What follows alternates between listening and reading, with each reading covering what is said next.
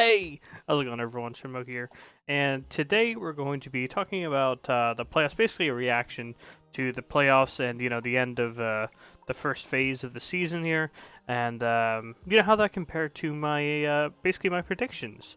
My SPL teams ranked. It was a little late in May, but basically I wanted to go through first off my predictions, how that stacked up against how the first phase ended. Then go into the group stages and talk about each set in the playoffs here. Which I, of course, have the Reddit post open for. It's always good to jog your memory. This is a little late, my bad, but let's get into it. So I got my list here. I had Jade Dragons as number one. I think a lot of people did. Then Camelot Kings second, Leviathans, Titans, Bolts, Oni Warriors, Scarabs, Valkyries. I think this was a solid list, and where we ended up was a little surprising. Leviathans really, they kind of steamrolled most of the regular season in this phase here. Only dropping one set actually, multiple games, sure, but only one set overall. Yeah. So was pretty surprised with their performance, but as we saw at the playoffs, maybe they're still a little nervous, a little bit of jittery nerves when it comes to when it's time to really play. So second, Camelot Kings. Hey, I predicted it right. I definitely think they're a second or third place team for sure. Of course, again, they also had some issues once we got to the group stages, but we'll get into that later. Jade Dragon's third, they dropped some sets, especially to Solar Scarabs, which is really interesting. Solar Scarabs kind of seem like they're kryptonite. But regardless, they dropped the whole sets, it wasn't just a couple games here or there. They did drop whole sets and got themselves into third. So that was pretty surprising. Bolt's fourth. This was funny because Bolts and Titans basically swapped for me. Because Titans actually had a lot of room to grow, and they're still growing, especially with the Scary D jungle. And Bolts just kind of went.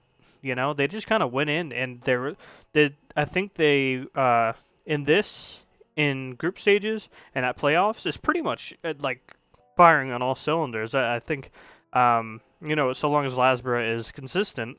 I think they are really solid fourth, maybe third if they go absolutely crazy, and it's definitely their meta type thing.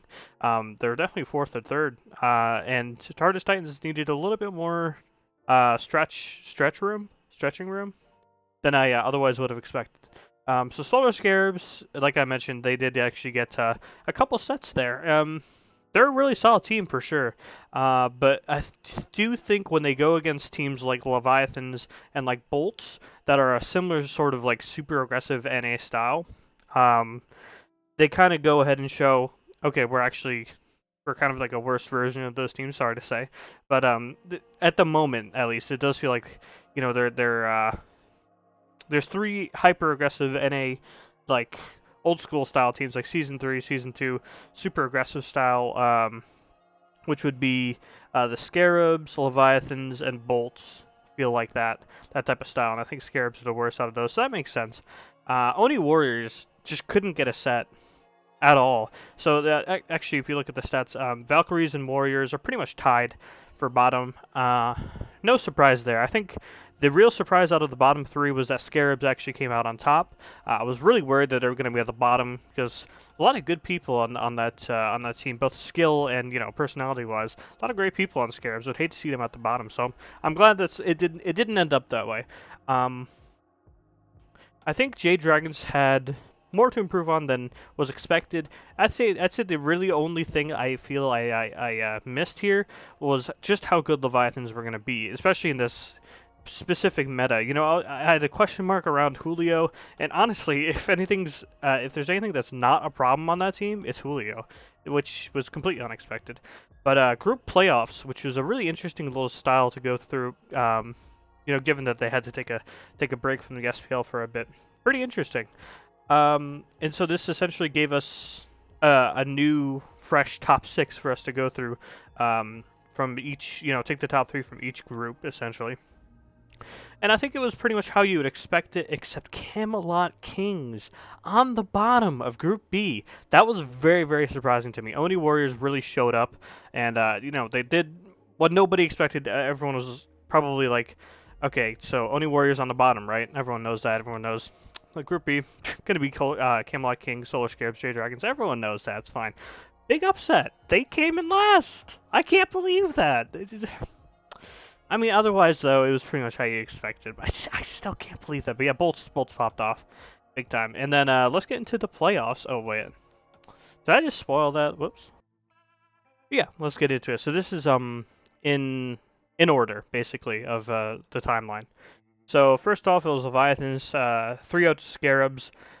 First match wasn't great, but you know, you live and learn, right? And as I mentioned, NA style aggressive team, right? It went Scarabs, Bolts, Leviathans for me. And yeah, I think that pretty much showed the gap here. Very similar playstyles, in my opinion, on both teams. And yeah, they just kind of showed what for there.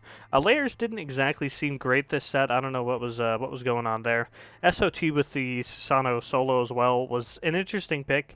But yeah, Pentatom just went to Daji, and it was kind of over from there. Daji was really rough going to with that. For the most part, I think it's pretty much what you'd expect from this set. But you know, Pentatom absolutely popping off, right? Keep that in the back of your mind for later.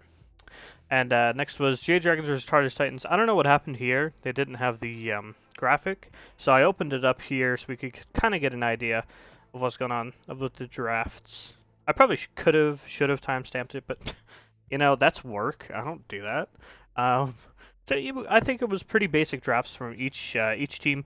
Someone had pointed out on Reddit, and it got sort of reposted on Twitter, that when Jade Dragons go against the Umoja, they just fail every time. I'm pretty sure in this set it got proven wrong, and supposedly PBM doesn't like picking Umoja, but that happened too in the playoffs. Oh man, I am terrible at this.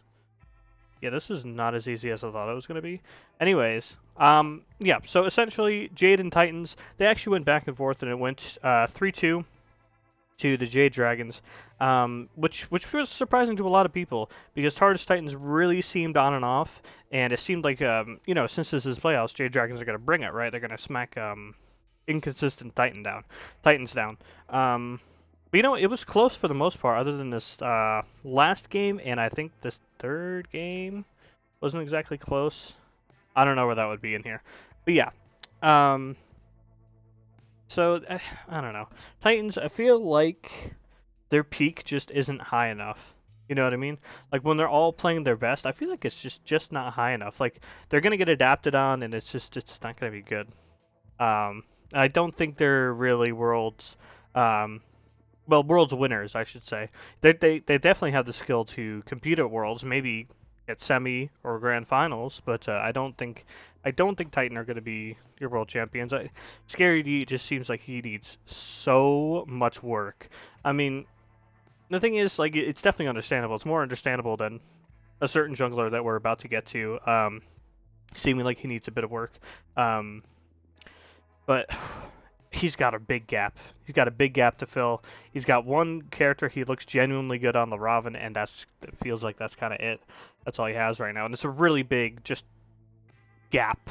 There's just this huge gap in the team. Benji has been seeming really solid. Paul is Paul. Aurora's doing his thing. You know, I still don't love his play style, but you know, he's doing his thing. And Cyclospin's actually been pretty consistent as well. I'm happy to say. But then there's just Scared E, and it's like, I don't see the team succeeding, unfortunately, with him as jungler, unless he makes some, you know, miraculous change to his play. But anyways, it was still pretty exciting though, seeing Titans, you know, go up 2-2 against Jade Dragons. So that was fun. And then Leviathans versus Bolts. Remember when I said Leviathans were the best of that NA aggression? Boom! I just got dunked on, right? Not so much. I do think Leviathans are still better, but let's get into why I think this set was a bit of a flop. So basically, Lasbra showed up. You know, he showed up this set. We gotta be honest. He looked really, really, really good on this Gilgamesh all weekend, essentially. And then they just didn't ban it and tried to ban out Awesome Jake 408. They tried to ban out Awesome Jake 408. Like, just ban the Ymir, and that's all you need to ban. I don't know why. Yeah, they tried to target ban his Ares as well. I don't know if that was necessarily needed, right? I don't think he needed to ban the Ares. I think Ymir, I get it, but I don't know if you want to keep on respect banning the Ares as well. And I think it really came down to one draft, but two Panatom really running it down this set, and it was really unfortunate to see. Just the worst decision making I think I've seen from him in a while. I mean, if you've watched the SPL, he has this tendency of just making terrible, terrible decisions, going in at the exact wrong time sometimes, and then other times he's just completely popping off, and it's like, wait, is this the same guy? What's going on here? I don't know what actually causes that. If it's actually just nerves, or if it's just like something that's passively happening when he's in a big set or something. I don't know. But yeah, this does seem to happen. It's usually this does seem to happen a lot with the Leviathan's, core team, Panatom, Shinto, Rangyu, Yarkor. We saw that with, what were they last season? They were Sanguine, right? Yeah, sorry, I always get Sanguine and Renegades mixed up. Yeah, we saw it with Sanguine last year as well, and the core issue has generally been Panatom playing not very great, honestly. And of course, not banning out the Gilgamesh from Lasbro, which he's looked great on. Also, Haddix with Osiris, I mean, she was kind of going off.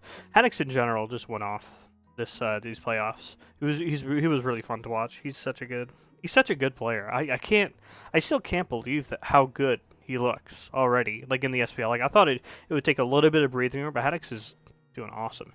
Actually, Bear was coming through as well. I've